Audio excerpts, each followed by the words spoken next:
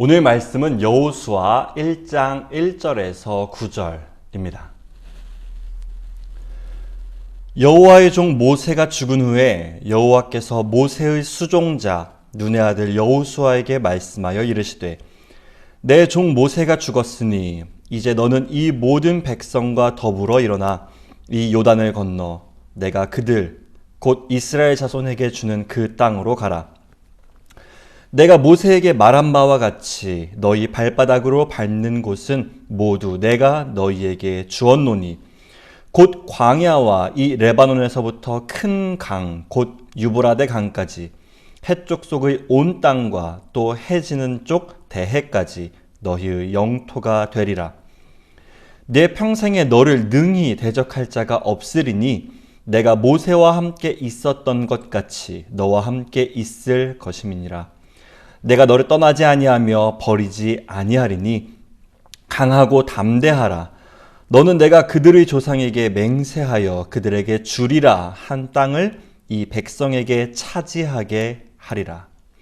오직 강하고 극히 담대하여 나의 종 모세가 내게 명령한 그 율법을 다 지켜 행하고 우로나 좌로나 치우치지 말라. 그래야하면 어디로 가든지 형통하리니 이 율법책을 내 입에서 떠나지 말게 하며 주야로 그것을 묵상하여 그 안에 기록된 대로 다 지켜 행하라. 그리하면 내 길이 평탄하게 될 것이며 내가 형통하리라. 내가 네게 명령한 것이 아니냐. 강하고 담대하라. 두려워하지 말며 놀라지 말라. 내가 어디로 가든지 내 하나님 여호와가 너와 함께 하느니라 하시니라. 아멘. 할렐루야. 오늘도 예배의 자리에 나오신 여러분을 진심으로 환영하고 축복합니다. 새롭게 시작한 2022년의 한 주 잘 보내셨나요? 제가 벌써 이런 말을 하면 안 되겠지만 저도 이제 점점 나이를 먹다 보니 새해라는 게 예전 같지가 않습니다.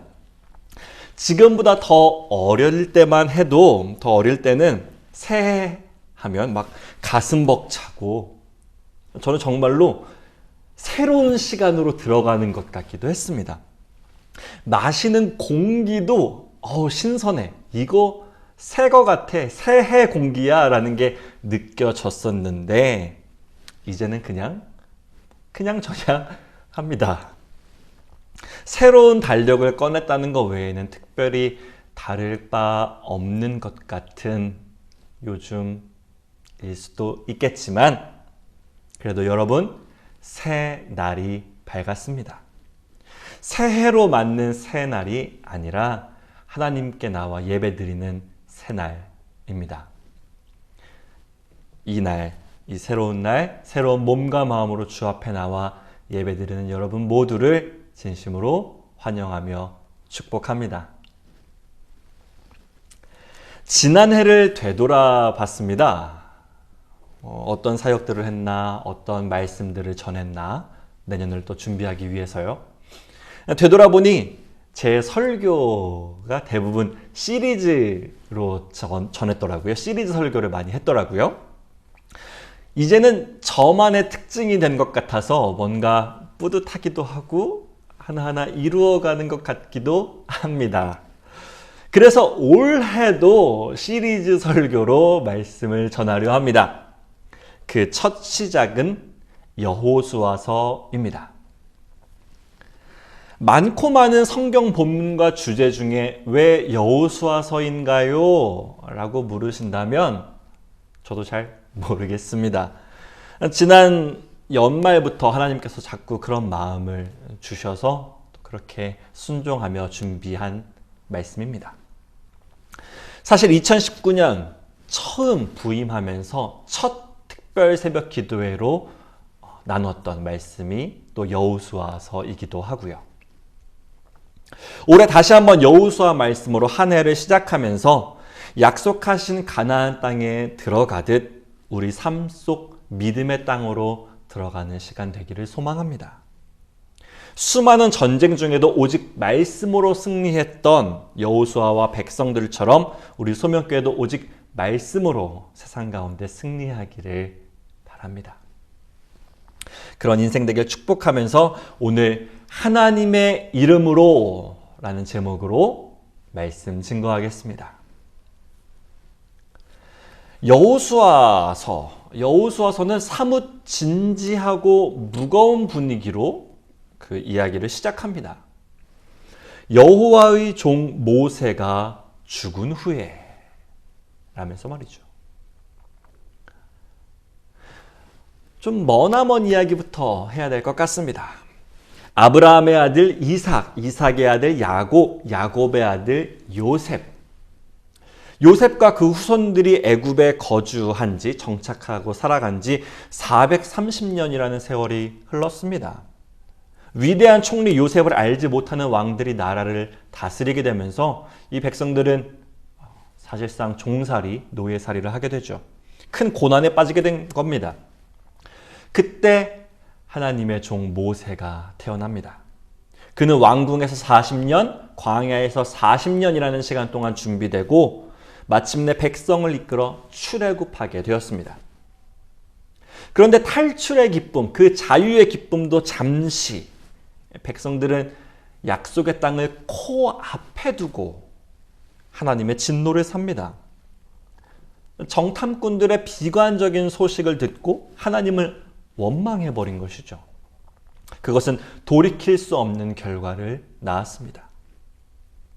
민수기 14장에 나를 원망하는 이 악한 회중에게 내가 어느 때까지 참으랴? 이스라엘 자손이 나를 향하여 원망하는 바 그 원망하는 말을 내가 들었노라. 여분네의 아들 갈렙과 눈의 아들 여호수아 외에는 내가 맹세하여 너희에게 살게 하리라 한 땅에 결단코 들어가지 못하리라. 백성들은 40일간의 정탐을 하루당 1년으로 쳐서 총 40년이라는 시간 동안 광야를 헤매야 했습니다. 그렇게 긴 여정이 시작된 것이죠. 추위와 배고픔을 이겨야 했고 때론 적의 위협에 맞서 싸워야 했습니다. 그들은 걷고 또 걸으면서 자기들의 죄악을 담당해야만 했죠. 모세도 출애굽 1세대로서 그들과 함께 이 백성들과 함께 가나안 앞에서 멈춰야 했습니다.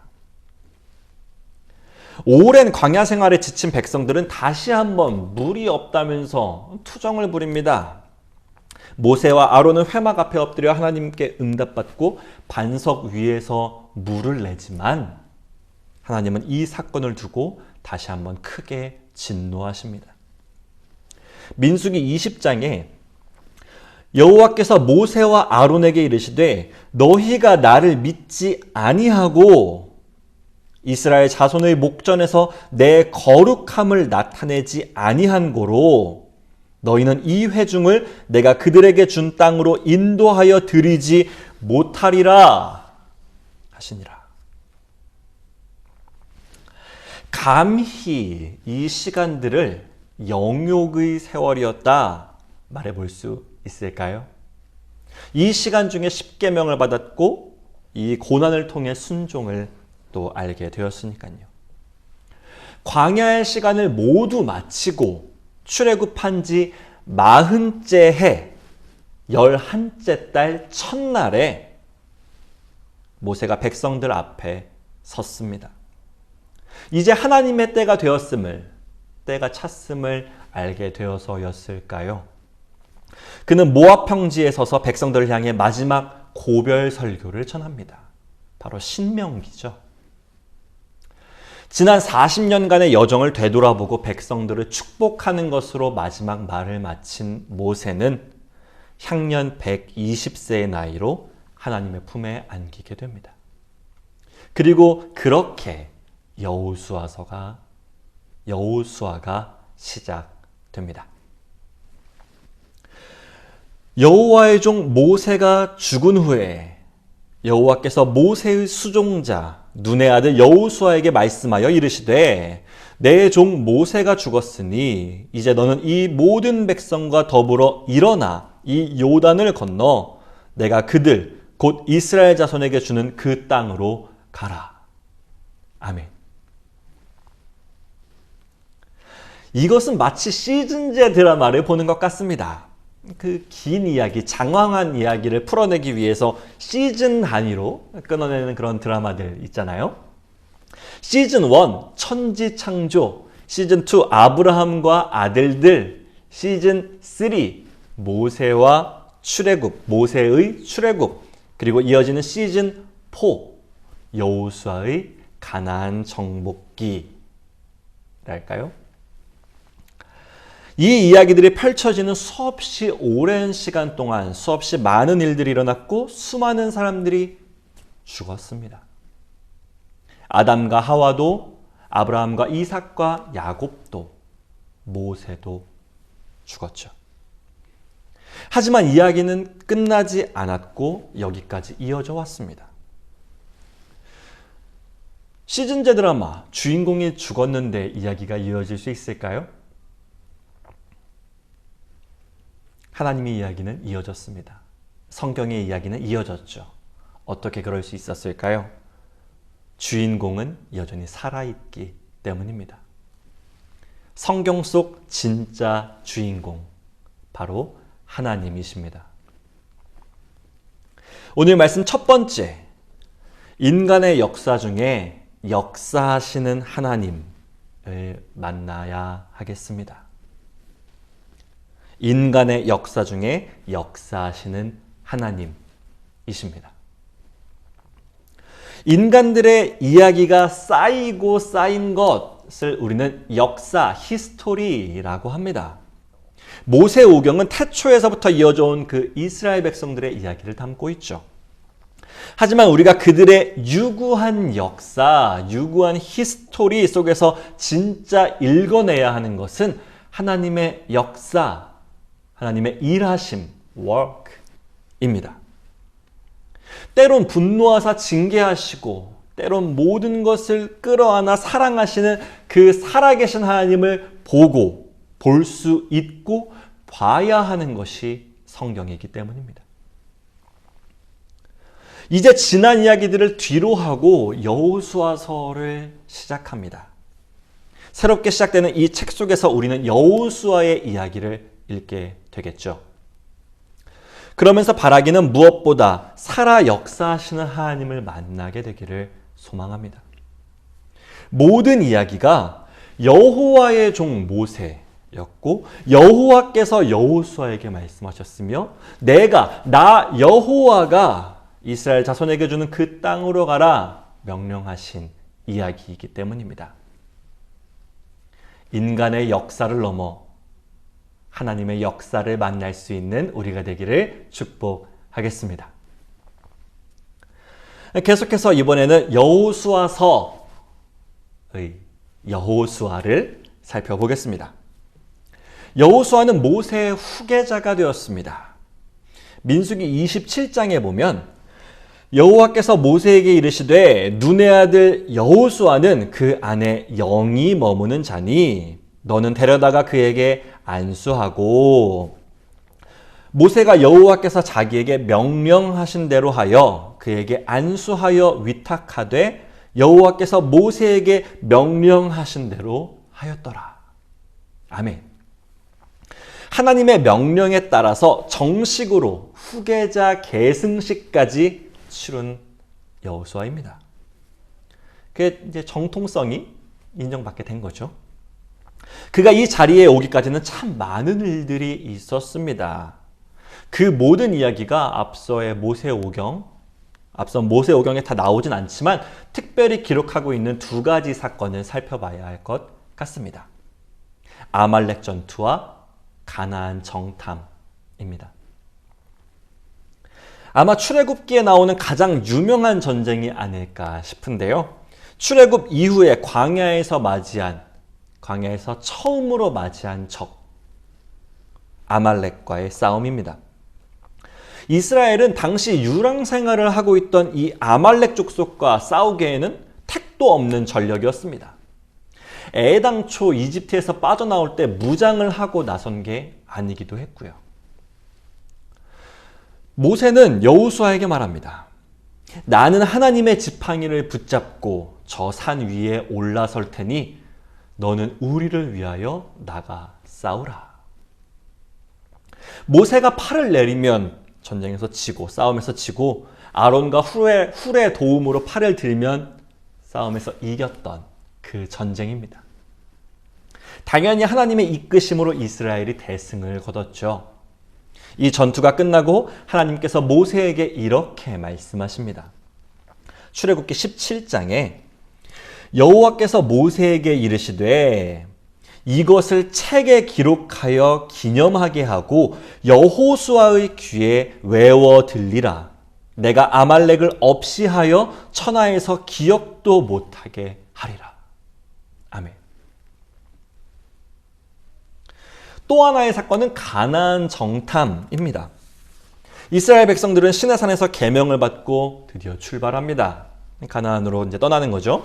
구름 기둥, 불 기둥으로 인도받고 만나와 메추라기를 먹으면서 걸은 지 수개월이 지나 드디어 가네스 바네아, 가나안 코앞까지 도착하게 되었습니다. 이제 바로 앞에 그 약속의 땅 가나안이 있는데 백성들은 근심과 걱정에 쌓이게 됩니다. 그래서 말하죠. 일단 선발대를 보내보자. 척후병을 보내고 정탐꾼을 보내서 한번 살펴보고 오게 하자. 그래서 정탐대를 꾸립니다. 그 유명한 12명의 정탐꾼을 뽑아 가나안으로 잠입을 시키죠. 40일 만에 그들이 돌아왔는데 그들의 이야기는 상이하게 갈립니다. 10대 2로 부정적인 의견이 다수입니다. 분명 그곳은 하나님 말씀대로 젖과 꿀이 흐르는 땅이었지만 기골이 장대한 거인 같은 네피림들 앞에서는 메뚜기에 불과해 보인다는 것이었죠. 백성들은 그 이야기를 듣고 결국 회군을 결정하게 됩니다. 그 거인들에게, 그 기골이 장대한 네피림에게 뛰어드는 분하방이 될 바에야 이집트로 돌아가는 것이 낫겠다는 것이 그들의 생각이었거든요. 잘 아시는 대로 결국 이 사건을 계기로 백성들은 40년간 광야를 방황해야 했습니다. 이런 중에도 그 10대 2 두 명이 있었죠. 하나님의 약속을 믿고 싸우려 했던 두 사람이 있었으니 눈의 아들 여호수아와 여분네의 아들 갈렙이었습니다. 그들은 말합니다. 조금 길지만 제가 읽어드리겠습니다. 그 땅을 정탐한 자 중 눈의 아들 여호수아와 여분네의 아들 갈렙이 자기들의 옷을 찢고 이스라엘 자손의 온 회중에게 말하여 이르되 우리가 두루 다니며 정탐한 땅은 심히 아름다운 땅이라. 여호와께서 우리를 기뻐하시면 우리를 그 땅으로 인도하여 들이시고 그 땅을 우리에게 주시리라. 이는 과연 젖과 꿀이 흐르는 땅이니라. 다만 여호와를 거역하지는 말라. 또 그 땅 백성을 두려워하지 말라. 그들은 우리 먹이라. 그들의 보호자는 그들에게서 떠났고 여호와는 우리와 함께 하시니라. 그들을 두려워하지 말라. 결과는 여러분들도 잘 아시는 것처럼 모든 출애굽 1세대는 광야에서 죽었고 여호수아와 갈렙만이 2세대죠. 그 후대들을 데리고 가나안에 들어서게 되었습니다. 무엇이 결정적이었을까요? 무엇이 여호수아와 갈렙으로 하여금 끝까지 하나님을 의지하게 했을까요? 바로 말씀입니다. 강하고 담대한 마음으로 율법, 하나님의 말씀을 붙잡은 사람들만이 결국 승리할 수 있었습니다. 하나님은 이제 백성들의 지도자가 된 모세의 뒤를 이어 백성들의 지도자가 된 여호수아에게 그 사실을 다시 한번 일깨워 주십니다. 오늘 본문 7절에서 8절 말씀 우리 함께 읽도록 하겠습니다. 오직 강하고 극히 담대하여 나의 종 모세가 내게 명령한 그 율법을 다 지켜 행하고 우로나 좌로나 치우치지 말라. 그리하면 어디로 가든지 형통하리니 이 율법책을 내 입에서 떠나지 말게 하며 주야로 그것을 묵상하여 그 안에 기록된 대로 다 지켜 행하라. 그리하면 내 길이 평탄하게 될 것이며 내가 형통하리라. 아멘. 오늘 말씀 두 번째, 말씀을 지킴으로 믿음을 지키는 삶이 결국 승리합니다. 말씀을 지키는 것으로 믿음을 지키는 삶이 결국 승리합니다. 너희 처음 애굽에서 떠나오고 아말렉과 싸웠던 그 전투 기억하지? 내가 이기게 해줬잖아. 내가 그 사건 다 기록해서 여호수아 그 귀에 딱지가 않도록 들리게 하라고 했잖아. 기억하지? 잊지 마. 내가 이기게 해줬어. 40년 만에 다시 돌아오니 어때? 내 말대로 이제 여호수아와 갈렙만 남았지? 그때 너희가 했던 말 기억하니? 내가 너희를 기뻐하면 들어갈 수 있다고 했었잖아. 내가 너희와 함께 한다고 네가 말했었잖아. 너희가 고백했었잖아. 하나님께서 말씀하십니다. 오직 강하고 담대해야 하는 이유는 율법을 다 지켜 행하기 위함입니다. 율법을 지키는 것, 하나님의 말씀을 주야로 묵상하는 것은 단지 회막 안에서의 규율, 회막을 어떻게 쳐라, 길이는 얼마를 해라, 수는 어떻게 해라, 제사 규정을 엄격하게 해라, 이렇게 자르고 저렇게 불태우고, 그런 것들을 엄격하게 지키라는 것이 아니라, 그것만이 아니라 그 말씀을 주신 하나님을 믿고 의지하고 사랑하라는 명령입니다. 그럴 때 승리할 수 있기 때문이죠. 형통할 수 있기 때문입니다. 세상은 가나안과 같습니다. 가나안처럼 보입니다. 그곳 사람들은 거인 같고 우리는 그저 한 마리 메뚜기 같아 보이죠. 하지만 모세가 손을 들어 하나님께 구했을 때 여호수아는 아말렉과의 싸움에서 승리했고, 하나님이 함께 하심을 믿었을 때 유일하게 가나안으로 들어갈 수 있었습니다. 하나님을 의지하면 가능합니다. 그러니 우리도 그리하길 소망합니다. 말씀에 순종하는 것으로, 말씀을 지키는 것으로 하나님의 의지함을 하나님께 고백하시고 그 믿음으로 가나안 같은 세상에서 형통하고 승리하는 우리 소명교회 되기를 축복하겠습니다. 우리 마지막입니다. 마지막은 여호수아 본문이 아니라 민수기 본문인데요. 제가 낭독해 드립니다. 이는 모세가 땅을 정탐하러 보낸 자들의 이름이라. 모세가 눈의 아들 호세아를 여호수아라 불렀더라. 아멘. 앞서 말씀드렸던 가데스바네아에서 그 정탐꾼을 보낼 때 있었던 일입니다. 여호수아의 본명, 원래 이름은 구원이라는 뜻의 호세아였습니다. 구원. 어떤 특별한 종교적 의미를 담기보다는 그저 구원이라고 하는 한 단어로 호세아라는 이름이었죠. 모세는 가데스바네아에서 그를 정탐꾼으로 보내면서 이름을 여호수아라고 바꿔주는데, 이것은 여호와는 구원이시다라는 뜻입니다. 후에 시간이 좀 지나면서 이 여호와, 하나님과 관련된 사람 이름, 여호와는 구원이시다, 여호와는 승리시다, 하나님께서 살피신다, 이런 하나님과 관련된 사람들의 이름이 좀 흔해지기는 했지만 모세 시대만 해도 이런 이름은 거의 없었다고 합니다. 당시 기준으로 볼 때 여호수아라는 이름은 매우 특별했고, 성경에 사용되는 이름들 중에 여호와, 하나님과 관련된 첫 번째, 최초의 이름이 바로 여호수아입니다. 구약 성경 이 원문은 이스라엘 히브리 사람들이 읽었으니까 히브리어로 되어 있었겠죠. 시간이 지나 이것을 헬라 사람들, 또 헬라의 영향을 받은 이스라엘 사람들이 읽을 수 있도록, 그러니까 예수님 시대의 사람들이 읽을 수 있도록 번역한 성경을 70인 역본이라고 합니다. 히브리어로 되어 있던 구약 성경을 헬라어로 번역한 70인 역인 거죠. 이것은 여호수아를 예수라고 옮깁니다. 히브리어 여호수아를 헬라어 예수. 여러분이 생각하시는 그 예수님입니다. 똑같은 철자, 똑같은 스펠링으로 옮기죠. 아들을 낳으리니 이름을 예수라 하라.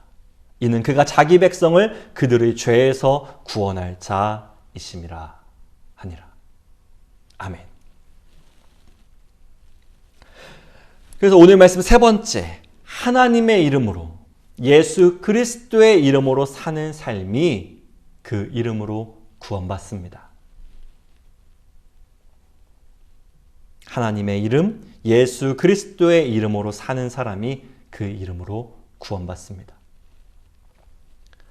자기 백성을 그들의 죄에서 구원할 자이심이라. 죄에서 구원할 자, 예수님이십니다. 여호수아는 구원자 예수를 고백하는 이름인 것이죠.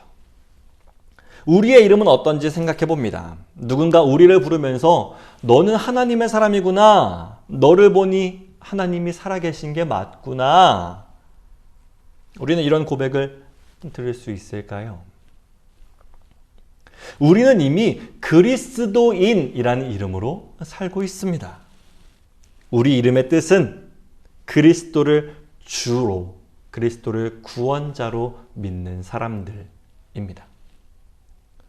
그저 구원이라는 이름 호세아에서 하나님이 구원하신다라는 여호수아로 이름을 바꾸고, 그 이름이 바뀌고 그의 인생은 오직 하나님의 영광만을 위한 인생이 되었습니다. 또 그리 삶으로 가나안에 들어가는 형통한 복도 누리게 되었죠. 이제 그저 한 이름이 아니라